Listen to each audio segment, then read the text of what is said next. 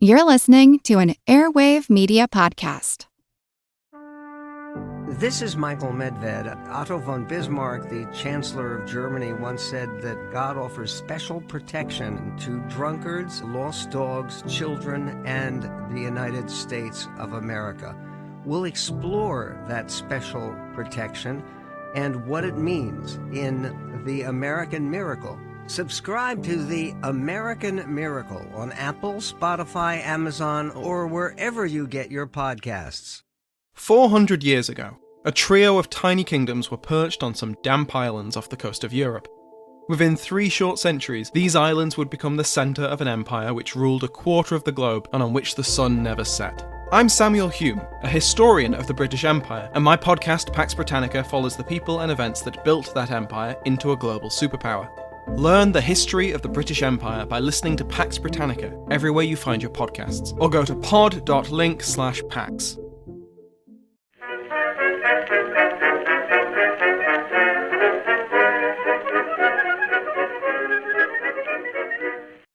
Hello everyone and welcome to History of the Second World War, episode 184, The Fall of France, Hannut and Gembloux. This week, a big thank you goes out to Andrew for the donation and to Royal Dragoon and Scott for choosing to support the podcast by becoming members. You can find out more over at historyofthesecondworldwar.com/members. While the Belgian government had made the decision in 1936 to transition back to neutrality, both the governments in Brussels and in Paris knew that if the Germans came knocking, the Belgians could depend on the French for assistance. Then the plan would be to push British and French troops to meet up with Belgian forces somewhere in Belgium to form a defensive line that would be used to stop the German attack. This basic outline had not really changed since after the First World War, and so Belgium's period of neutrality didn't really change very much, even though they couldn't have detailed military coordination or conversations with the French and British. And this all makes Belgian neutrality in the late 1930s somewhat interesting, because on both sides of the border, there was never any serious doubt that 2 things would occur. Germany would probably attack, and when Belgium called for French aid, they would answer. And that's exactly what would happen on May 10th, 1940, when the German invasion would begin. News traveled faster than the Belgian diplomats, though. This meant that information arrived in Paris early in the morning of May 10th. At that time, Prime Minister Reynaud, who had just the previous day been threatening his resignation due to his personal conflict with Gembloux, withdrew his protest. In conversations with the French President Lebrun, they both agreed that what the nation needed at that hour was unity and continuity. He even agreed to throw his complete support behind Gembloux, sending a note to French headquarters with the very clear and concise quote, "Only one thing matters, to win it. We shall all work for this end together with a single heart." End quote. As soon as information about the German attack reached Gembloux, he would send a message to General Georges, commander of the Northeastern Front on the Belgian border, and then that resulted in a message to General Belot in command of Army Group 1 that they should prepare to move into Belgium as soon as word came from Brussels. The news of the attack caused a bit of frenzy at Gembloux's headquarters, not so much out of fear or panic, but instead out of excitement that the long-awaited German attack had finally begun. This feeling was buoyed by the fact that it appeared that the attack was also developing exactly as expected, with the first and primary German effort falling in the north. Later, Gembloux would write, quote, "I confess that I believed in victory. I felt so sure that we could stop the Germans. I had confidence in the army." End quote. An official request for assistance would arrive at 6:30 a.m. when the Belgian government sent its official request for aid to the French government. Immediately, orders filtered down to Belot to move into Belgium, with his movements based on the outline of the Dial Plan. British and French reconnaissance forces moved out almost immediately to scout the path ahead, and the race to their positions from which they planned to entrench and defeat the German attack began. One of the challenges faced by the Allied forces that morning, and this is a great example of the challenges faced when the enemy has the initiative, was that over 10% of French and British units along the Belgian border were actually on leave on May 10th. A leave schedule had been put in place in September 1939 after it was clear that there would be no immediate German attack. And so when the attack did not arrive, at that time, There were many Allied soldiers that were not with their units at any given time, in this case in early May about 10%. This included critical officers, with General Preux, the commander of the French Cavalry Corps, that would be the largest unit sort of to race into Belgium from France. Well, he'd spent the night of May 9th in Saint-Quentin, over 50 kilometers from his troops and from the front. The absence of men and officers did not prevent the prearranged plans from being put into place, though, but it introduced a small amount of uncertainty, inefficiency, and friction that the French and British would have preferred to avoid. But that did not prevent the early hours of May 10th from being, at least from the viewpoints of the British and French leaders, a success. They had been given permission to move just hours after the German attack began, and their troops were already moving to their positions. Another cause for optimism was that the Luftwaffe attacks that had arrived in the early hours of the German offensive were not as effective as they were feared to be, with only about 30 French planes severely damaged or destroyed, balanced against 40 German bombers that had been shot down. Then, during the morning and afternoon of the 10th, the expected German air attacks against the advancing French and British troops didn't really materialize, which was great, because they were really expecting some serious losses from the German aircraft. In retrospect, the lack of German air attacks on French and British columns should have been the beginning of some alarm bells that maybe the Germans were not putting all of their efforts into their attacks in Belgium. But at the time, the assumption was that maybe the Germans just did not have the feared level of air power that maybe pre-war predictions had put into place, or predictions during the phony war. Or maybe they were just not effectively using it, which was good. That meant they were at least somewhat incompetent. There were 3 Allied armies moving into Belgium early on May 10th. The French First Army under the command of General Blanchard, which moved into southern Belgium with the goal of taking up a blocking position along the Gembloux Gap. The gap was an area where the Germans could move through Belgium without crossing a major river, with the positioning on the Dial and the Sambre rivers providing kind of a narrow area where a river crossing would not need to occur. This made it very important real estate. On the left of the First Army was the BEF, commanded by General Gort, which would take up positions along the Dial to the east of Brussels. Then finally, on the far left of the Allied line was the 7th Army, commanded by General Giraud. The 7th Army would push east all the way to the Netherlands, where it hoped to reach up with Dutch forces in the areas around Breda. Due to the delays that the Germans would face in the Netherlands and on the Belgian border, all of the units of these 3 armies were able to move forward as expected, and the main bodies of the units began to reach the Dial or their designated positions late on the 11th of May, where they would begin to prepare defenses to assist them in their defense against the expected German attack. Even though their initial move was successful, the overall situation was not developing exactly as the French hoped. Instead of holding the fortifications around Liège and the Albert Canal for several days, the Belgians had begun to retreat after only about 30 hours. This put additional emphasis on the construction of defenses as quickly as possible, and made it more important that delaying actions were successful on the way to those positions. On the far southern end of the line, the Belgian and French forces did have the fortifications around Namur to fall back on, and they would do so. These areas had seen a lot of investment by the Belgian leaders in the years before the war, and that investment provided some comfort, and it provided a real anchor to the line and would funnel the German efforts into the Gembloux Gap, precisely where they were expected to go. On the morning of May 12th, there would be a major meeting of leaders from all of the involved parties, with King Leopold of Belgium, the Belgian commander von Overstraeten, the French representative Daladier, Georges, and Below, and the British representative, who was Gort's chief of staff. So all of these men kind of got together. At the meeting, there were many things to be discussed. The Belgian contingent wanted to make it clear that they felt that their forces had done everything that they possibly could to delay the German attacks. They then agreed, at the suggestion of Gambloux, that the Belgian forces were placed within the French command structure. This is one of the small decisions that was an important evolution compared to what happened in 1914, during which the Belgian army had retained its independence, which made it difficult to coordinate actions between the militaries of the Allied nations. This was not a problem that would be repeated in 1940.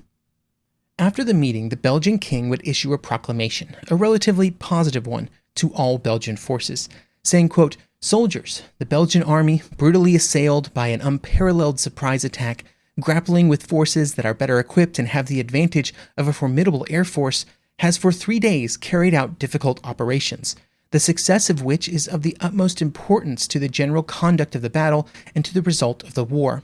These operations require all of us, officers and men, exceptional efforts, sustained day and night, despite a moral tension tested to its limits by the sight of the devastation wrought by a pitiless invader. However severe the trial may be, you will come through it gallantly. Our position improves with every hour. Our ranks are closing up. In the critical days that are ahead of us, you will summon up all your energies. You will make every sacrifice to stem the invasion. Just as they did in 1914, so now the French and British troops are counting on you. The safety and honor of the country are in your hands." End quote.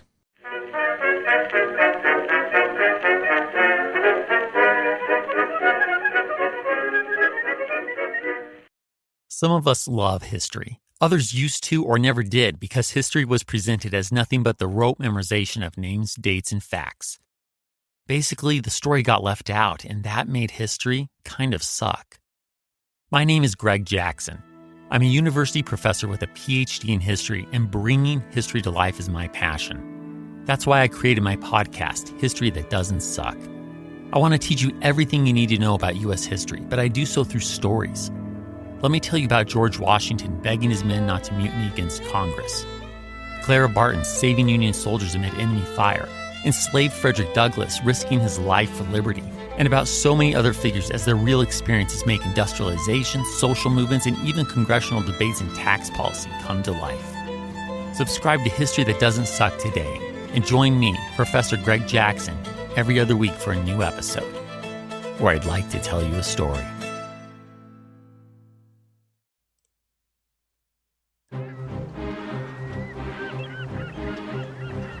Hello, this is Matt from the Explorers Podcast.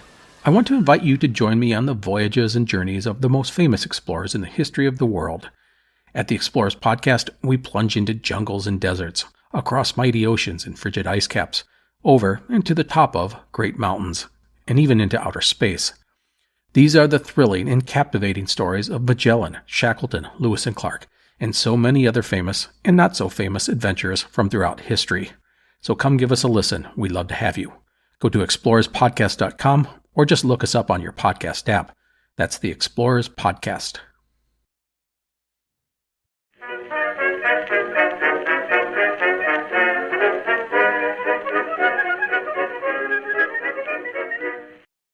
A critical component to the entire French and British plan in Belgium was the Cavalry Corps under the command of French General Priou.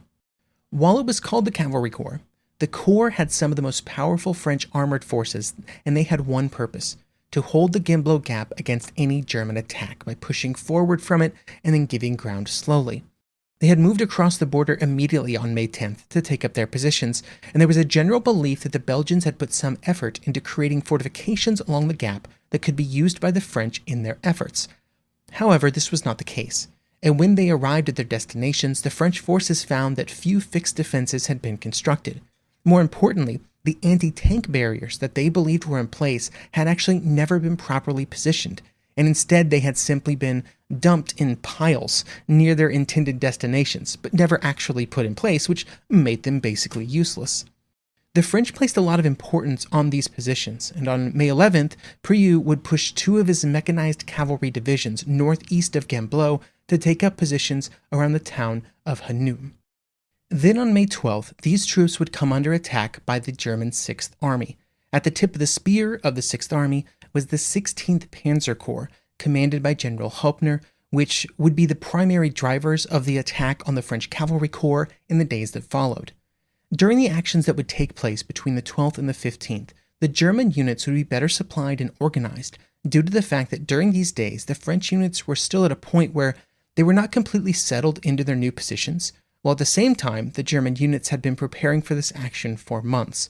This meant that relatively simple operations like the resupply of German armored units by Luftwaffe transport aircraft had already been prearranged on the German side, and the French were having issues with supplies. On the 12th, the German attack would fall hard on the 2 mechanized cavalry divisions that had been sent forward to Hannut, with Hauptner pushing both the 3rd and 4th Panzer divisions forward against these French troops. This would result in the largest tank battle of the war up to this point, with about 623 German tanks facing off against 415 French tanks. The action at Hannut would also be the largest armored battle of the entire campaign, and at the beginning, the French tanks would actually seem to have an advantage. The vast majority of the German armor were older Panzer models, Mark I's and Mark II's, which even in early 1940 were very rapidly moving into obsolescence. They were met with French tanks that were far more heavily armed and armored, and this would be very apparent in the early hours of the battle that followed as the Germans would make little progress. However, in the hours that followed, the ability of German units to quickly adapt would be on full display as the attack continued, because after it was clear that the German tanks could not attack French tanks head-on, the German units shifted to using maneuver to attack the French units at a disadvantage. Time and time again, French tanks would initially do very well and then be slowly isolated as the German units moved around their flanks and overwhelmed them piecemeal. A major contributing factor to these actions was the fact that the German tanks were all equipped with a radio, which was not the case for all French vehicles, which made coordination far more challenging. This was a major handicap when faced with the high levels of German coordination and their ability to kind of improvise, which allowed them to approach the French tanks in unexpected ways. These early actions around Hannut received a tremendous amount of focus from the entirety of French high command, because they were under the belief that the primary German attack was moving through Belgium, and this meant that these battles that were happening were the ones that would determine the success or failure of the entire campaign.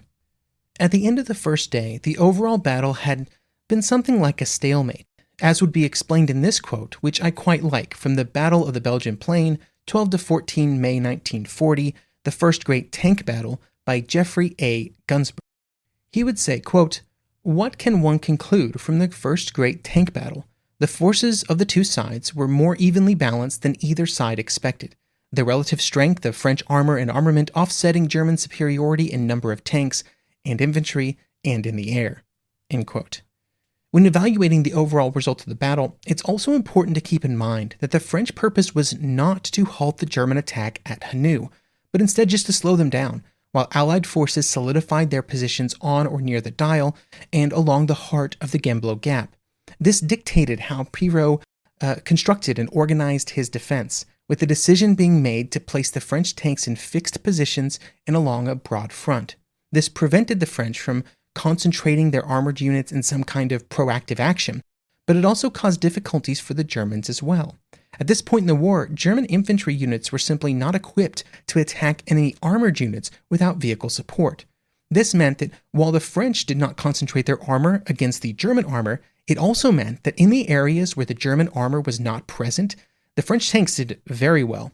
In fact, in almost every case where the French tanks were able to match up against German infantry units, they did very well, and nearby German tanks were required to come in and assist them, and this slowed down the entire advance.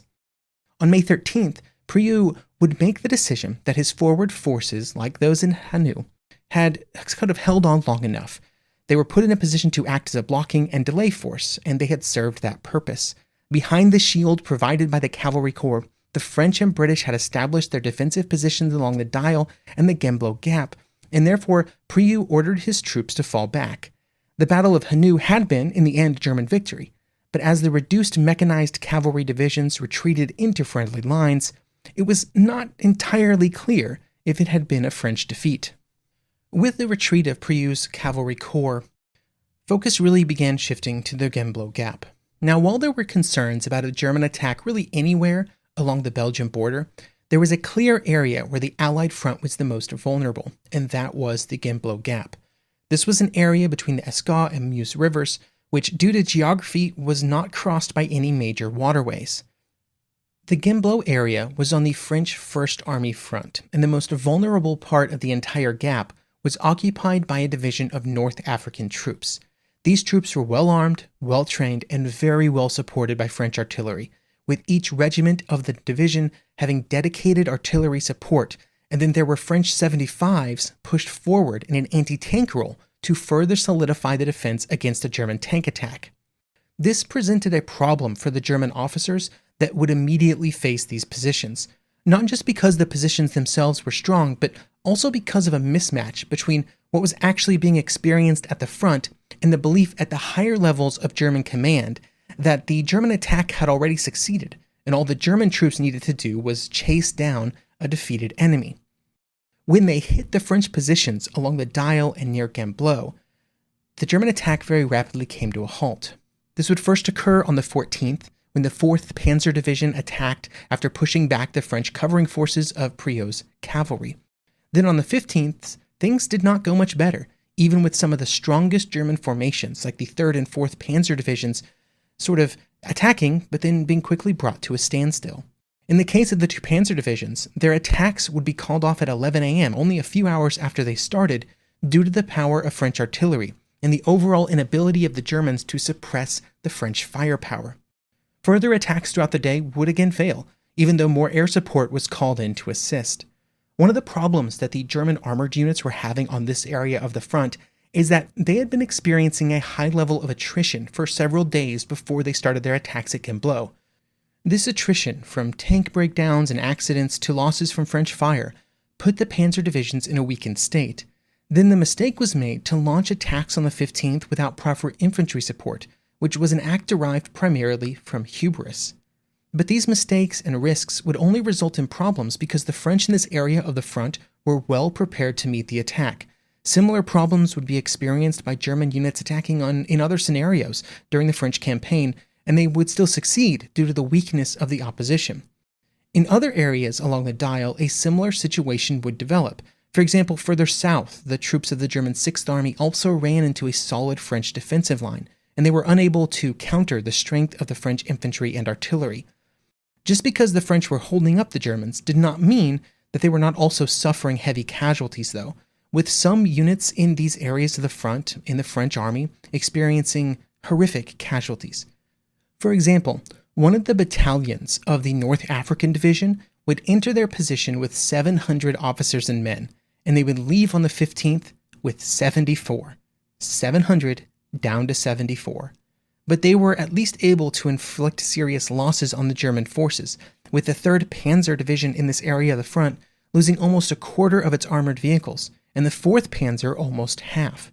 Eventually, the French would be forced to retreat, though, primarily because in a few areas, the Germans were able to make some progress, and then to the left and right of the primary French positions along the Dial and the Gembloux, the Germans would have more successes. One of the reasons I've dedicated an entire episode to these actions at Hannut and Gembloux is because I find them interesting, because it's one of the few times during the campaign, really maybe the only time, that the French would be able to fight the kind of battle they actually wanted to fight.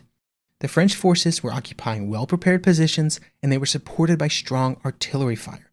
To quote the Battle of Gembloux, 14 to 15 May 1940, the Blitzkrieg checked, again by Jeffrey A. Gunsberg, great article, quote, "Here the French artillery infantry team imposed itself handily on the German tank plane team, despite the fact that the defense was much more improvised on open terrain than French doctrine intended, and that the German side enjoyed overwhelming air superiority.